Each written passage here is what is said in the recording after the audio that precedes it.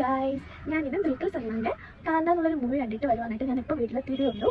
ആ മൂവിയിൽ പറയാനായിട്ടാണെന്നുണ്ടെങ്കിൽ അതൊരു 80s 90s ഷൂട്ട് ചെയ്ത ഒരു ഫിലിമാണ്. അതായത് ആ ഷൂട്ടിംഗ് ലൊക്കേഷനിൽ ഉണ്ടായ ഇൻസിഡൻസ് പറയുന്ന ഒരു മൂവിയാണ്. മൂവിയിൽ വന്നിട്ട് ആ കാലത്തിൽ കുറച്ച് ബ്ലാക്ക് ആൻഡ് വൈറ്റ് സീൻസ് ഒക്കെ കാണിക്കുന്നുണ്ട്. നല്ല രസമായിട്ട് തോന്നുന്നുണ്ട്. ആ മൂവിയിൽ ഫസ്റ്റ് ഹാഫ് വന്നിട്ട് കുറച്ച് ഡ്രാമ സ്നേഹമായിട്ട് മുന്നോട്ട് പോകുന്നുണ്ട്. ഓക്കെയാണ്, എനിക്കും ഇഷ്ടപ്പെട്ടു. പക്ഷേ ഇന്ന് അപ്പുറം ഇരിക്കുന്ന അപ്പന്മാരൊക്കെ കിടന്ന് ഉറങ്ങുന്നുണ്ടായിരുന്നു. അപ്പന്മാരുടെ കൂർക്കം വലിയ കാരണം എനിക്ക് കേൾക്കാനും പറ്റിയില്ല നേരെ. അങ്ങനെ കുറേ ഇൻസിഡൻസ് ഉണ്ടായിട്ട് ആ മൂവി പോകുന്നുണ്ട്.